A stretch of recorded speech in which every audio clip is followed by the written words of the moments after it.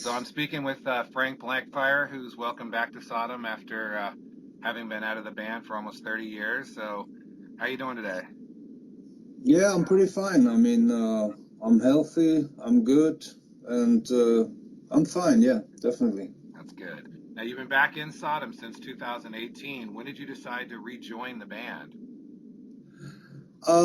Yeah, actually, I decided after I received a message from Tom at the beginning of 2018, and he was asking me if I would have if I would like to come back to Sodom.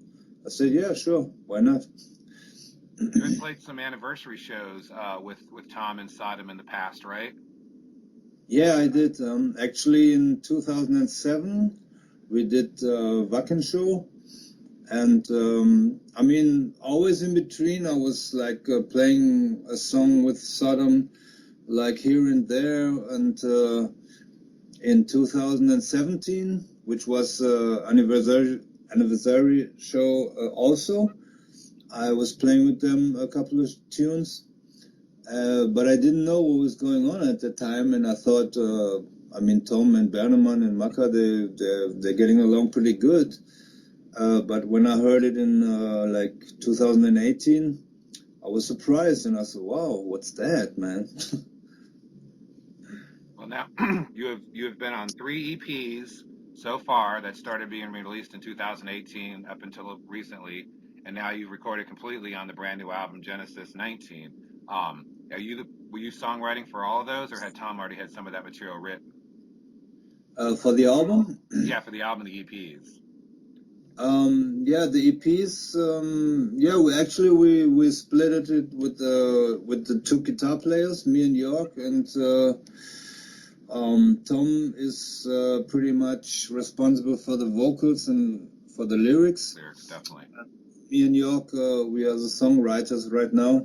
And with two guitars, you can you can work a little quicker because everybody has his own ideas or whole songs ready, and that's how we started. And we wanted to give the people with Partisan. We wanted to show the people how the band sounds nowadays in 2018.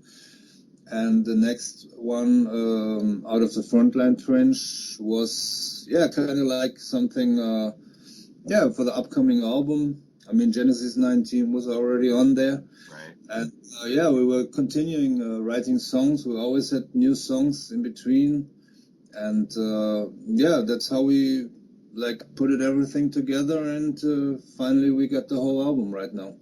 On the other EP, Chosen by the Grace of God, you actually do a live version of One Step Over the Line. What's it like playing a song that you didn't play on? That's from Andy Briggs played that on Tapping the Vein. Are you a fan of playing that song? Yeah, we did play that song live on a couple of shows, and it came out pretty cool playing this one live. And but we were always switching around to make the set list more interesting, adding some songs that haven't been played for a long time or have never played with any Sodom lineup anytime. And so we were always trying to get some different songs in the set list, and that's how One Step Over the Line came into the set list also. And we did actually a video for it somehow. Right, right. And the song Lifeline is a cover. That's by Sacrilege UK, correct? Yeah, it is. Right. I thought I recognized that song. Excuse me.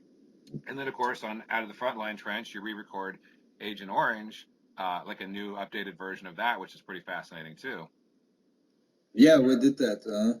We as we play Agent Orange pretty much on every set list. We played almost every time, and it's a part of Sodom. I mean, it's the title track of the album, and as we were like hanging around thinking, oh, we could do a new studio version or different studio version of Agent Orange, so we put it on the EP. Now, a number of years ago, I bought a reissue of Agent Orange. It's a double disc that has some live tracks. First of all, what concert were those live tracks taken from? Do you know? I don't know. You don't know, and you don't know if it was remastered or just reissued either, do you? Yes, I know that it was, but actually, I never got a copy to listen to it, and I don't know exactly which show it was or which festival or whatever. Yeah, it seems like there's it says German version of Ausgebaut. I was like, I always thought Ausgebaut was in German, so it's interesting that you did a German version of a German song. I am grateful, though, that you have played on some of my favorite Sodom albums, by far Persecution Mania, including Expressive Sodomy, as well Mhm. as Agent Orange. And you also play on one of my all-time favorite Kreator albums, which is Coma of Souls. How did Mealy invite you into the band back in '89 when you ended up playing with them and joining for Coma of Souls? Actually, when I left Sodom, I was thinking about to do my own band, like get some musicians and make my own band. And I was searching already. I was talking to our management back then, and he said, "Yeah, we can try that and everything." And but at the same time, I was hanging out with Miller, and we were going out with some other friends, and we got along pretty good together. And somehow, I was without a band, and Kreator had the situation that Tritze left the band Right, Tracy left the band. after the European tour.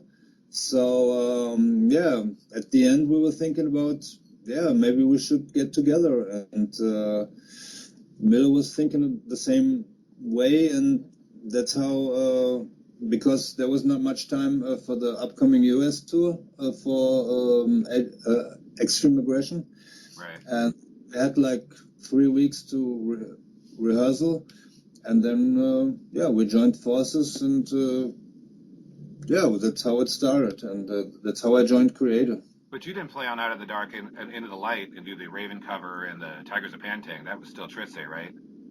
Yeah, yeah, That's that what I was thought. before. Even on Extreme Aggression, I didn't play. Right, yeah, I definitely, yeah, I knew that. But still, Como Souls, I mean, songs like Terror Zone and oh my God, it's just such a, well, you're on Hallucinative Comas, the video for sure, Yeah, in the live album that goes with that. But and then when Renewal came out, it was such a departure. I don't know what Neely was trying to think with the different vocal styles, and I mean, there's some great songs like Winter Martyrium and Europe After the Rain, but then there's some other real industrial stuff. And my least favorite Kreator, well, second least actually, you're on Cause for Conflict, which is my least favorite Kreator that you're on. My least favorite of all, you're not on. But but yeah, I mean, was it just because the way the '90s were going and the sounds, the direction and everything, or that you guys continue to write that way, or what do you mean, like on Cause for Conflict or yeah. on? Cause for Conflict is much more of like Renewal has much more an industrial edge to it. I mean, Come of Souls is such a fast thrashing, melodic, intense, in your face, amazing, like Yeah, Kreator at their best. And then yeah, Renewal comes in, and it's a little different. Mealy's no longer doing the harsh vocals; he's more doing like the you can understand what he's saying, and he's trying to articulate. But then there's also the industrial. You've got like just Karmic Wheel and some of the other songs that are totally industrial. And and then by the time you get to Cause for Conflict, it's almost hardcore. You've got the drummer from Whiplash playing with you. Um, yeah. it's almost a real like punk thing. And then of course by the time you get to Outcast, it's like the nadir of Kreator. But what was it because the way the '90s were going and the music and what that was coming out at that time in the early '90s that made you guys start to go in that direction with Renewal and Cause for Conflict? Yeah, I guess at renewal times we were like experimenting a little around with other sounds, and yeah, we wanted to do something new, something different. I Okay, of mean, do something new is pretty hard. Actually, it's difficult course. because everything has been done, and but we wanted to add some different sounds or styles. That's how we came up with some psychedelic stuff and with some industrial stuff. And yeah, as we listened to that time, I mean, we were all like big fans of, for example, Pink Floyd, and we wanted to try something atmospheric, that what we tried on Comic Wheel. Right, right. And at the same time, we wanted the aggression still, and for example, Europe After the Rain And sounds Winter Martyrium, yes, definitely. and Winter Material and stuff like that, and Reflection is kind of like something different too, which is like a little dark, atmospheric, and Lots stuff. of pounding hammers in that one. Yeah, exactly, and yeah, I mean we felt like this at that time, I guess, and it was different. Yes, it was kind of like maybe most of the people didn't understand the album at first because you have to listen to it over and over Oh, yeah. to discover more and more things that we tried and did and everything. And but actually, I think people after a time they understand Renewal better than when it was released. Oh, definitely, definitely. It's definitely. I go back even when the reissues came out 3 years ago, when Noise put all the reissues with kick-ass packaging and stuff. You go back and you have a lot more appreciation. But coming from Como's Souls and then going to Renewal, we're like, wait, what? It's kind of like it's like Slayer going from Divine Intervention to Diablos de Musica. It's like, what? Yeah, exactly. It was a big difference between those albums, and Yeah. I mean, I'm actually not satisfied with the end mix from Renewal. It could have been mixed better, and because we recorded so much things, fretless bass and stuff like this, and like clean pickings, and they don't come out as they should, I guess. It could be mixed better, and yeah, but actually, Renewal is an interesting album. And then with Cause for Conflict, we had an excellent drummer, Joe Cangelosi, and he's a fucking animal, and he bet the shit out of his drum kit, and that's why this album is so aggressive. Everybody had this, wow, we have to be fucking fast and hard and in your face, and everybody was into it like this, and that's why Cause for Conflict is so fast and furious and hard, and yeah, I still like the album. Well, you can always tell your guitar solos, even going back to Persecution Mania. There's just, even with Christ Passion, or even this stuff on Agent Orange, Oscabomb or Exhibition Bout. You can always tell your guitar solos. Now, I never heard your solo project, Back on Fire, but that's how you got your current drummer in Sodom, is from that band, correct? Yeah, actually, I know Tony for about 10 years right now. And back then he was, I mean, still playing with the band Sabiendas. And I was introduced to him with another drummer that I knew. And he said, yeah, this guy's good. You should take him. And yeah, actually, we got along pretty good. And we recorded the album together and we did some shows. And yeah, it worked out pretty good. And so when in 2019, at the beginning, no, 2020 right now, drummer Husky was leaving the band, Right. thinking about Tony to get him into the band, and he was into it, and I asked Tom, and he gave him a chance and an audition, and it worked out pretty good, so. And does Tony play completely on Genesis 19? Because he doesn't play on any other EPs.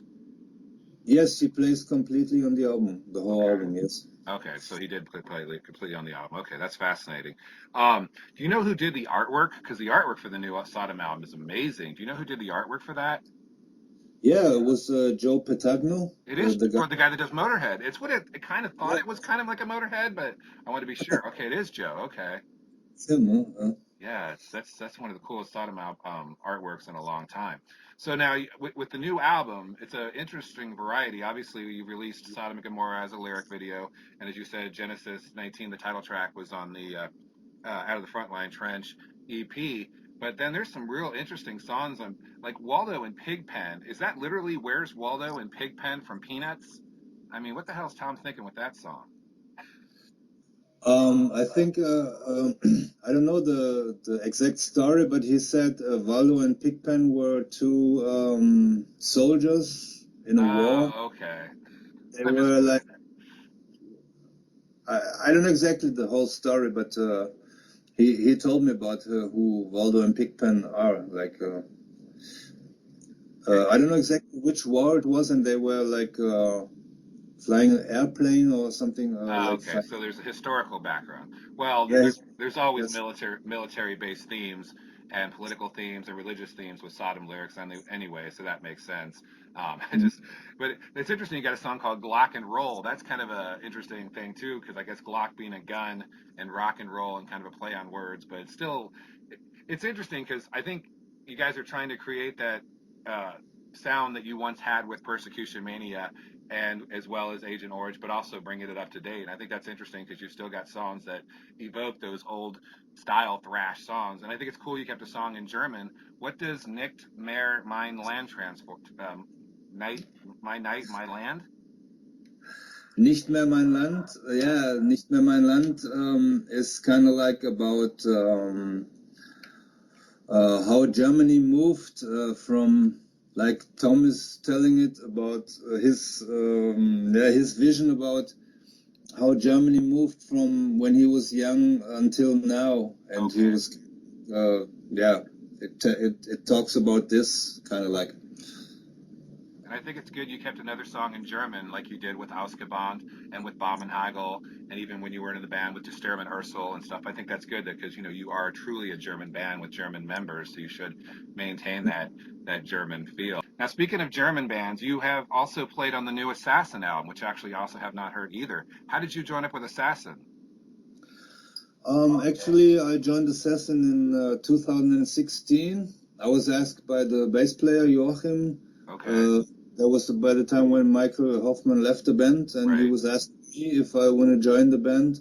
And as I knew them already, I thought, yeah, why not? Let's do it. And since then, I was joining the band, and we had a lot of fun together. So far, we did some good festivals, and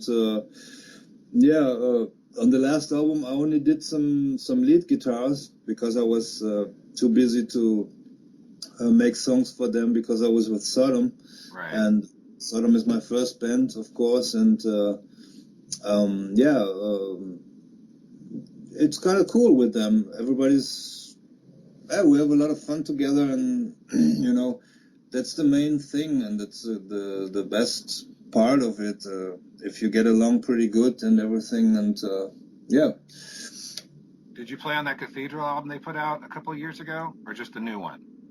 No, the Cathedral was out when I joined them already. That's what I thought. Yeah. Yeah. Well, speaking of you know, previous, I stopped listening to him after Breaking the Silence because Robert Canella, you know, was no longer singing with him. But Michael Hoffman's still in the band, right? Yeah, but you should listen to him. I mean, Ingo is a good singer, and he's Well, I did listen to the other band he had. Bonded. Bonded, yes. I was going to say, I know the name. Give me a second. Yes, Bonded. Because Blitz did a song with them from Overkill. And yeah, I have heard him, but yeah, I just haven't got around to it. The last real Assassin that I listened to, obviously, with, you know, was Breaking the Silence. But I'll give it a shot. I really like to find your solo album. That's hard to find. I have the Assassin digitally as a promo, but I'll have to find the Back on Fire. That's I'll go YouTube and listen to that. So okay, so looking ahead in 2021, are there plans for Sodom to play some shows, play some festivals, hoping that this kind of slowly dissipates and eradicates, and you can get back and tour again? Or yeah, we hope so. I mean, we have shows and festivals planned, and it's all scheduled, and I hope there's going to be shows next year, and yeah, we will see. You know? Oh yeah, exactly. We'll see. You were talking about bringing back old songs from the past, from like Persecution Mania and Agent Orange. What would be like a real like deep track that you would like to see back in the set list? Would you play like Exhibition Bout, or would you? I know you're playing Tired in Red, which is one of my all-time favorite Sodom songs of all time. I still say that as a quote all the time while I'm feeling tired in red. But would you like even deep cuts, like, you know, I don't know, Enchanted Land or anything like that, or? Yeah, we had actually the whole Agent Orange album. We were rehearsing because we wanted to do an Agent Orange show here in Wacken, and another, I guess in where was it? Some other festival. Right. We were supposed to play only Agent Orange and a couple of more songs. Oh, okay. Yeah, but as it didn't happen. Yeah, we had all songs rehearsed already. Wow. And complete Agent Orange album we wanted to play. Even the Tank covers? That one, yeah, sure. That's awesome. And, yeah, Persecution Mania, we did a lot of songs of that album. Persecution Mania, the title track, and Christ Passion we were playing. Nuclear Winter. Yeah, Nuclear Winter we were playing. Of course, Bombenhagel we were playing. And what else?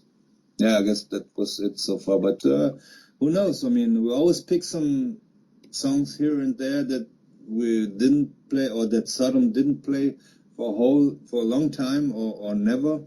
And we always try to make the set list interesting in changing songs and adding some songs. And yeah, sure, it's always possible. Speaking of live, I've been dying to ask Tom this. I never got a chance to, so I'll ask you. In America, when Mortal Way of Live came out, we got stuck with the black cover because they considered that Roman Bacchanalia cartoon animation scene too disturbing to show, and they had to cover it up. What was the big deal about that with a Roman senator licking a cat's ass and it just looked like a typical Caligula scene in animation. Why was that so? Why did they censor that so much? I don't know what the big deal was about it. I mean, it was hilarious. It was the same shit here. Like it was covered up in black and everything. You know what I think? This cover actually was made for Expressive Sodomy. And, really? Yeah, our record company chief, he kind of couldn't. He didn't. I mean, it couldn't get ready for Expressive Sodomy because it wouldn't fit better for Expressive Sodomy. Well, of course, sodomy and lust. Exactly, that's what it is actually. Exactly. And because I remember one time we were at our record company. We were talking to him about a cover that has something to do with sodomy and Sodom and something like that. And he was, yeah, we're gonna do that. And I guess he missed it doing it on Expressive Sodomy, and so he was delayed, and so he put it in on Mortal Way of Life actually. Right. But it doesn't. I always thought it was Rome. It always seemed like Rome, like a Caligula cartoon or something. I mean, they have laurels around their heads, and they don't really look like a bunch of Jews in the cities of Sodom or Gomorrah. They do look like Rome. But either way, it's still a great cover, and I was so grateful when I finally got the import CD on SPV, and I could open it up and see the real artwork instead of that stupid black line thing. So. We've come a long way now. Honestly, I think the most disturbing Sodom album of all time, as far as cover, is Better Off Dead. No, that's not right. Not Better Off Dead. You get what you pray for. No, that's not it. I'll get it in a minute. The one with the sex stuff on it. The one that's got Jesus Screamer on it. Damn it, what's it called? Anyway, that's the one that's not Better Off Dead. Better Off Dead's awesome. That's the one with Mike Hoffman on it. No, that's a great one. That's Andreas Marshall. You get what you, I don't know, whatever. I can't think of it. I don't want to cheat and go online. But anyway, it is awesome because it's you've got the fat lady tied down, and you've seen the artwork. Anyway, that's the most disturbing. that's the most disturbing one that Tom ever. That or maybe the two fat people with the skull in between. Yeah. Anyway, but that is good that Pentango did the new album because the artwork's great. So, all right. Well, thank you very much for indulging me. It's great to talk to you. Talk about the new album. Talk about your past with Kreator and your past with Sodom and the present with Sodom and sodomy and lust and other forms of conjuration. And cover artworks and stuff like this. Yeah. You'll definitely tell Tom. Say, you got a U.S. fan that still finds that you get what you deserve.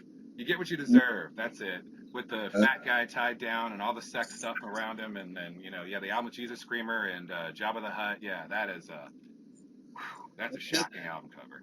That fat guy. Stearman Ursula EP album artwork's a little bit strange, but he's got songs like Incest. So who am I to care about? Yeah. All right. Auf Wiedersehen. Auf Wiedersehen. All right. Take care. Take care, man. Thank you. Bet.